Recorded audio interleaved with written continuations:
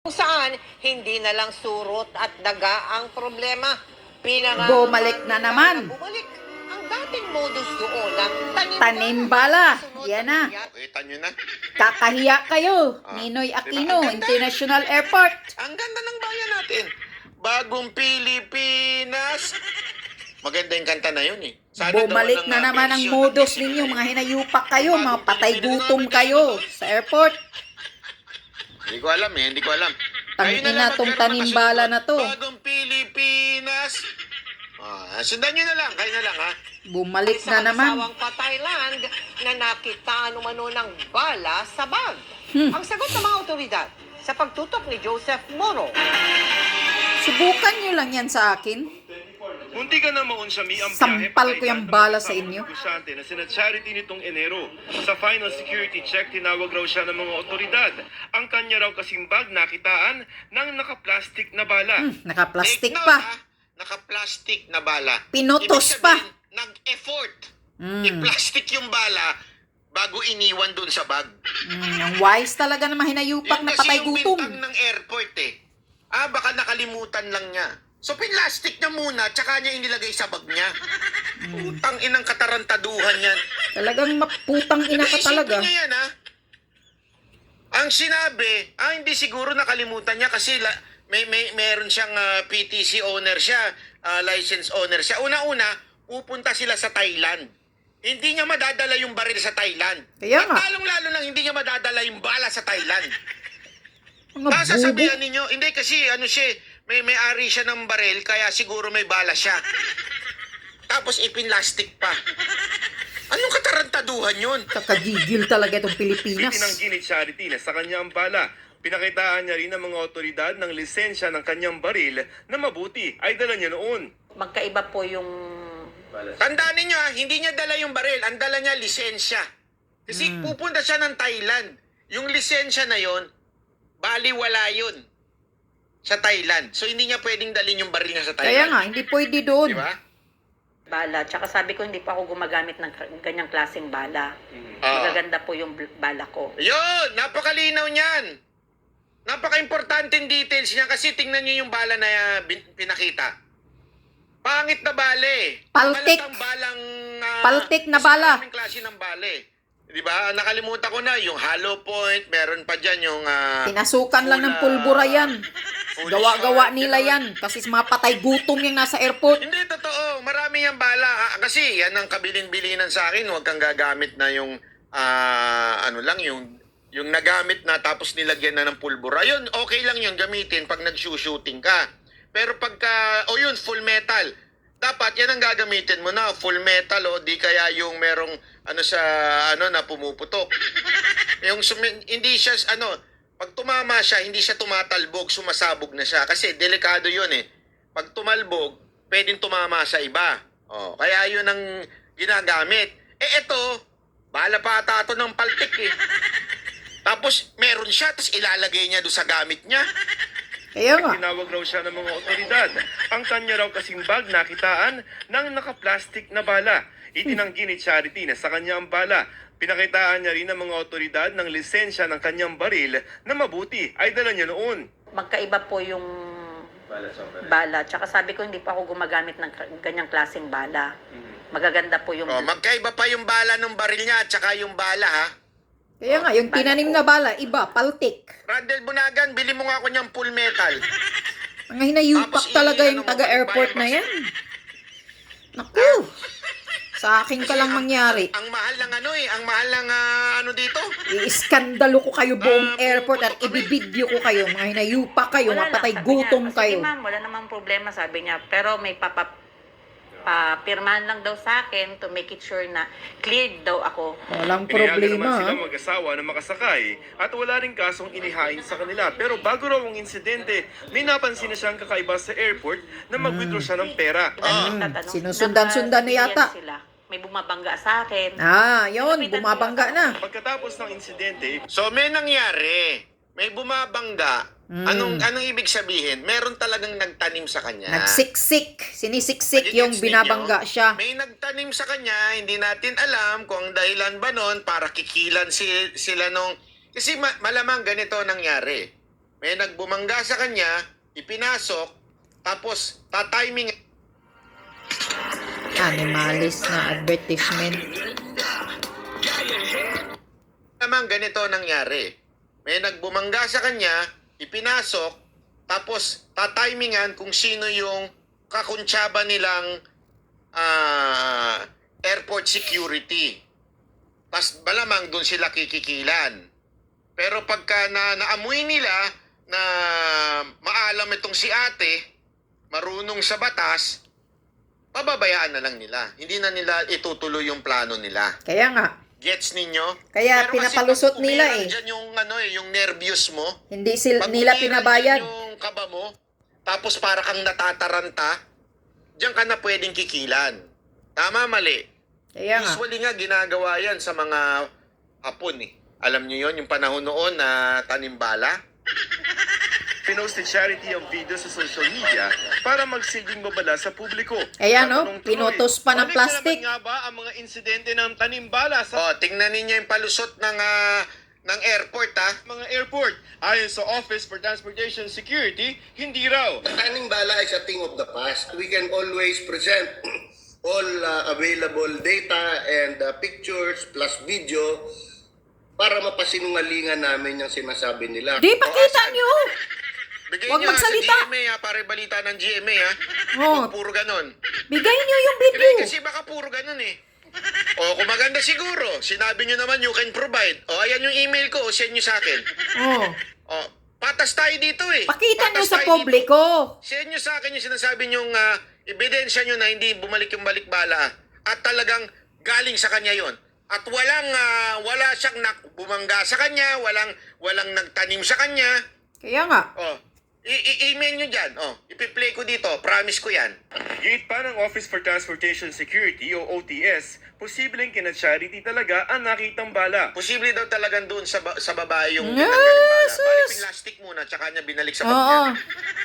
So it Huwag was nyo not a nang mistake. ululin Sinadya ang niya. taong bayan. Matagal nyo nang modus yan. Binalik nyo na naman ngayon. Simple common sense eh. Simple common sense. Naka-plastic yung bala. So ang ginawa mo, pinlastic mo, tapos binalik mo sa bag mo. Ibig sabihin lang nun, hindi yun mistake na naiwan sa bala, yung bala. Bakit kanyo? Bibigyan ko kayo ng perfect example. Ako mismo. Pumunta akong Davao. This is an honest confession. This is an honest confession. Pumunta akong Davao. Sever may bitbit ako. Okay? Ako po ay kumpleto ng ID, dokumento. May bitbit po ako, nagbayad po ako doon. Binigay ko yung bala. Ang problema, yung bag na pinaglalagyan, kalimutan ko, basta meron pinaglalagyan na bag eh. Yung bag na pinaglalagyan, binalik sa akin. Ang problema, nilagay ko doon yung nakaload. Kasi yung baril ko, syempre, bala, 2 magazine. Tapos may nakaload. Para ready. Okay? Ngayon, pag ibibigay mo na ngayon sa pulis, bago ka pumasok ng airport, i-unload mo yun. Hindi nakakasya yun sa magazine. So, in-unload ko, inilagay ko sa loob ng bag, ibinigay ko yung baril, yung bala, nandun din sa loob ng bag. Unfortunately, nung ibinalik na sa akin, hindi nila naisama yung balang nakahiwalay, na nakaload, yun yung nakalagay sa chamber. Hindi nila binalik sa akin. Hindi nila kinuha. Ibig sabihin, nung binalik nila sa akin yung bag, kasi sabi, sir, hindi kami tumatanggap ng bag, sa inyo po yung bag. So, nangyari, bumalik sa akin yung bala. Nagets nyo? Bumalik po sa akin yung bala, at pagbalik sa akin yung bala, syempre, pumasok na ako sa sa x-ray. Nakita yung bala. Sir, meron ba kayong, basta ganyan, tanong-tanong. Sabi ko, oo, ito resibo ko. Nakita naman nila yung resibo ko. Nakita nila, legit ako na may bitbit. Legit na nagbayad din ako. At legit na chinek in ko yun. So, ginawa nila, ay, ganun ba, sir? Kasi, sir, meron na iwang bala. Hindi ko naka-plastic yung bala. Kasi galing nga sa chamber ko eh. At pareho yung bala niyan at yung bala nung nasa magazine ko. Kaya nga, hindi Kaya nyo ako nga. pwedeng paikutan dito sa sinasabi. Dapat magkaparihas, hindi So yung paltek. bala na yon, kinuha nila, isinama doon sa sinurrender kong magazine. Kasi, na-check naman nila, pareho itsura ng bala, pareho yung kalibre ng bala. At the same time, naandun sa bag ko na kung saan isinoli nila sa akin. Kaya wag Naiintindihan mangyari nyo? sa akin yan. Kasi itutusok ko talaga yung bala sa if that is the scenario, security edi dyan. sana pareho yung bala Nayupak kayo. nung kalibre ng baril niya. Second, Modus ninyong wala siyang animal bitbit na kayo. baril sa Thailand. Paano niya papasok yung baril sa Thailand? Kaya nga, patay gutom So, talaga kayo hindi dyan ba sa nililigaw airport yung bala? para magkapira kayo mga hinayupak kayo. Bakit naka-plastic yung bala? Binalik Ibig na sabihin, naman it was ninyo not yung an accident modus na ninyo. nailagay yan dyan. Somebody or someone na naglagay dyan. Of course, sino pa? Tama, mali. Ha? Modus Ngayon, ng mga pasinungalingan magnanakaw. yung tatlong sinabi ko. Modus ng mga patay gutom na taga-airport. Kakahiya kayo. Kaya bilong kayo sa worst airport lagi. Tayo magpaikutan dito. Dahil ang Kaya dami paikutan niyong natin, modus. I'm not saying, I am not accusing Sino pa? officials of MIA na sila ang may kagagawa ng bala. Hindi yun ang sinasabi ko. Ang tinatabla ko dito ay yung bala nanggaling do sa ali. I think that's ridiculous. I think that's pathetic. Paano mangyayari yun? Huwag nilang lukuhin ang taong bayan. Alam ng mga modus ng dyan. O ito, Diyos ko. plastic ko, tapos ilagay ko sa bag ko. Hindi yan Magkaiba pa bago. yung bala niya at saka yung baril niya. Halatang mga patay gutom na naman ang nasa airport. Dumadaan sa automatic tray return system. Gagawin na niyo yan hindi sa nahawakan akin, ng di ba? kanilang mga screening officers. Makikita niyo Kapag hinahanap yung bag, ninyo. merong containing Eto, meron na namang discrepancy. Sabi, kasi tama naman yun. Doon sa ganon, di ba, meron biglang pagtigil mo nun. Meron din sa Japan yan eh. Yung pagtigil mo doon, pag may nakitang something yung computer, ipupush ng computer para mapunta doon sa loob. Ibig sabihin, hindi mo makukuha. Masi-separate. Tama, mali. Di ba? So, kunwari, papasok dito. Halimbawa lang, papasok ko dito. Yung papasok dito, halimbawa itong ballpen, papasok yan dyan. Pagka meron nakita yung computer na pupush sa kaliwa para sasabihin, sandali, there is something. Di ba? Ganon. Tama naman yun. Pero pag wala, dire-diretso lang yan. Ibig sabihin, you can get your bags. Tama yung sinasabi ni Sir. Pero ang problema, ito. Ito problema. Yung discrepancy, bakit hinawakan ng opisyal? Oh, yan. pagka yung Sa automatic Tingnan ninyo binubuksan ng opisyal. Binubuksan. tray return system na hindi nahahawakan ng kanilang Oh. Hindi daw nahawakan ng kanilang mga screening officers. Oh. Hindi daw nahahawakan ng kanilang screening officers. Oh, Yan ang bakit tawag mo dyan. hinahawakan, bruha? Automated daw ang pagsala ng mga gamit ng mga pasahero. Ah. Kinakalikot niya. Kinakalikot niya. Yes, yan. Officer yan. Klarong-klaro. Officer. Kinakalikot niya. Yan. Hindi ko pinagbibintangan. Pinasisinungalingan ko lang yung sinasabi. Screening officer, Hindi ko bakit mo pinagbibintangan. hinahawakan dyan I'm bag not ni saying ate? Si ating may kasalanan. Pero ang sinasabi ko, Yes. yung sinasabi niyang hindi hinahawakan ng officer, anong tawag mo dyan? Yan Sino nga. siya? Ordinary citizen, vlogger. Gawin niyo pang walang hiya ang tao. Automatic Mahal tray kayo. return system na hindi nahahawakan ng kanilang mga screening Oh, ano yan? officers. Hindi Sino daw humahawak? ng screening officer, pero hawak niya. No. Screening officer yung humahawak. Ba't ikaw, ate, ikaw screening officer, ba't ikaw ang kumakalkal? Counter my argument. Sana Hindi yung daw may-ari hinahawakan, ang pero kumakalkal. hawak ng officer. Yan, galing sa mga... Ang tama ho dyan. Ballpen. Ay, Ma'am, meron nako. pong bala dito. Kayo ho ang kumuha. Ako kasi, hindi kasi ako tanga Kayo, pag ako'y kumuha. nagbiyahe eh. Kayo kasi, Para huwag kasi alam nyo yung na papahawakan. Hindi ko hinawakan. Yung gamit nyo. Tama, mali. Ako, pag pumasok, naka-screen yung gamit ko, tinitingnan ko yung bag ko na walang humawak na mga officer dyan. Minsan- Hahawakan nyo, sisigawan Ang kita. Makikita Makikita talaga nyo ang hinahanap ninyo sa akin pag mangyayari sa akin ng ganyan. Simple. Pakita nga. Ma'am, meron po Paki-open po ito. Ito po. Yan. Iskandalo ko Paki-open. kayo buong Pilipinas. Kasi meron po kami nakita. Tandaan Dapat nyo ganun yan. eh. Pag Kasi mangyayari sa yun akin yung mga daw, mudos ang sabi ninyo. ng opisyal, yun daw ang kanilang protocol. Hindi hawakan ng officer. Eh bakit ang tawag mo dyan? Hindi hawakan, pero ba't yung bruhang opisay nakahawak? Containing suspicious item, yung Yung. Yung ano, Oh. yung. Hindi ka na makapapaliwanag. Ganun, sir. Nahihirapan ka na, asik. Mahirap na po ba magpaliwanag, sir? Briones. Ako, open po ako. Kung gusto nyo akong paliwanagan, gusto nyo pong interviewin ko kayo para Hirap ibigay nyo yung magpapaliwanag panig basta ninyo ng kasinungalingan. maayos. Pero, tatanungin ko kayo. Bakit sinasabi ninyong hindi hinawakan ng officer? Eh, kitang-kita sa video, hinawakan ng officer. Kaya nga. Sino Ha? ang nagsasabi ng totoo? Kayo o yung video? Peace. Kaysa pantusukin ko yung mata ninyo ng bala na. Nakapanggigil kayo. Kaya laging worst airport Sabi kayo nito, dyan. Yes, banat bay. Ihihiwalay ng tapos, tatawagin ka ng officer para makita mo yung ginagawa nila.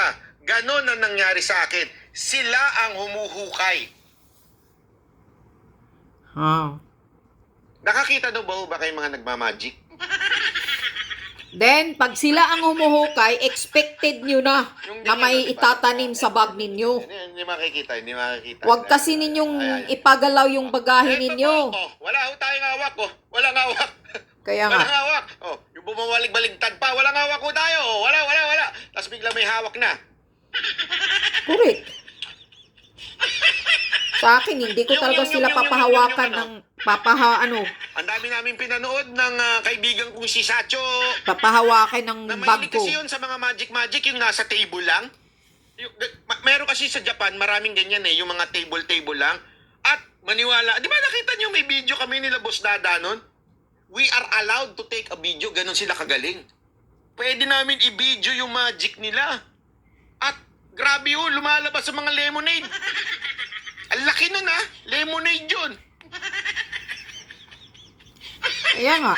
Huwag nyo nang lukuhin, Hindi Asik natin Briones. pinagbibintangan, yung ale. Linawin ko. Halatang Hindi ko pinagbibintangan mga yung ano na. officer kanina. Ang sinasabi ko lang, di ba po sir, ang tamang patakaran, dut-dutin nyo lang. Ganon-ganonin nyo lang. Sir, ma'am, meron pong bala dyan sa loob. Una-una, kasi baka sabihin nyo, for safety, kaya hinawakan ng officer. Hindi naman puputok yung bala Kaya nga. Puputok yung bala. Gaganunin mo para pumutok. Hindi naman puputok yun. Ibig sabihin, it's not for safety. Kahit ibato mo yung bala, hindi sasabog yun. Tama. So, pwedeng hawakan nung talagang umano ng ano. Kaya nga, ganunin mo lang Meron pong bala dyan, pakikuha, kayo hong kumuha. Correct. Tapos ibigay nyo po sa akin. Correct. Ganon yun. Ha? Huwag kasi kayong mga biyahero, ito masasabi ko sa inyo mga ate, mga nanay. Pag kayo ang nagbibiyahe, huwag kasi ninyong pahahawakan yung mga bag ninyo.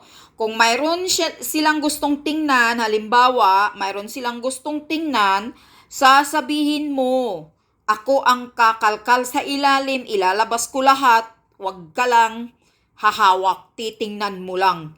Papakita ko sa'yo ang lahat ng laman. Kasi nangyayari sa akin yun.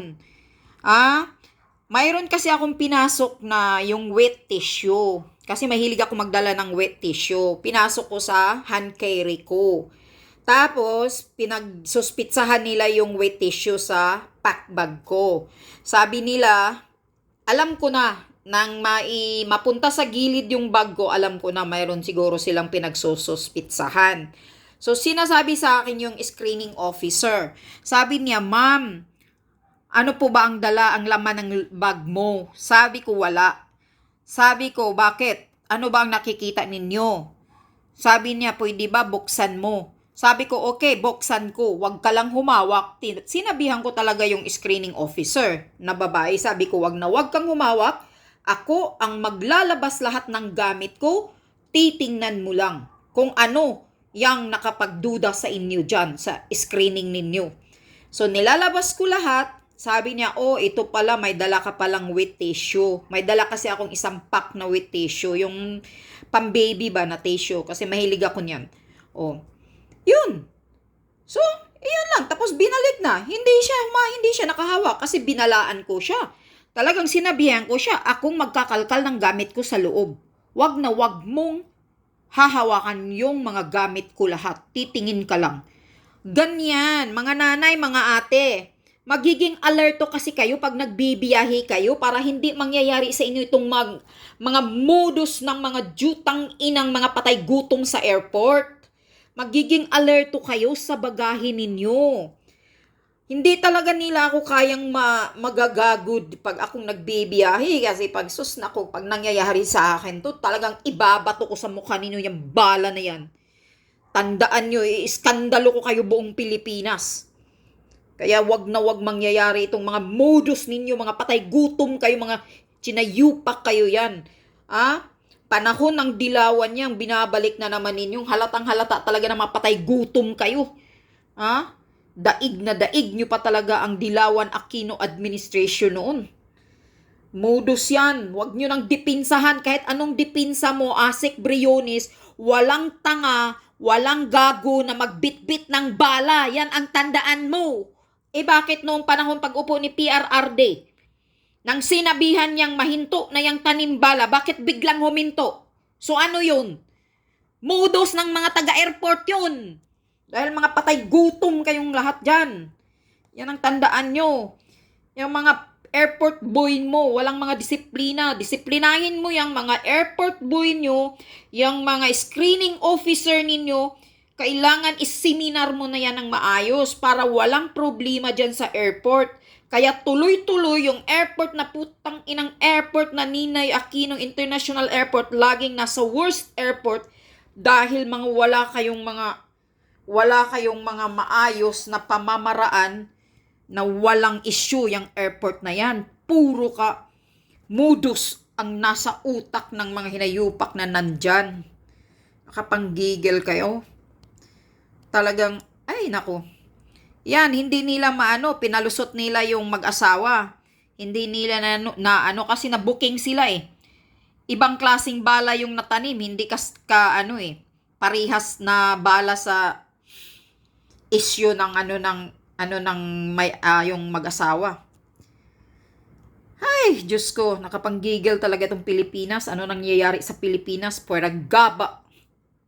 Gabang administrasyong Marcos.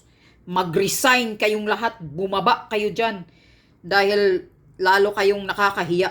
Nakakahiya kayo. Buong Pilipinas, buong mundo, maririnig yang ganyan ang modus na naman ng Pilipinas. Hindi ba kayo nahihiya?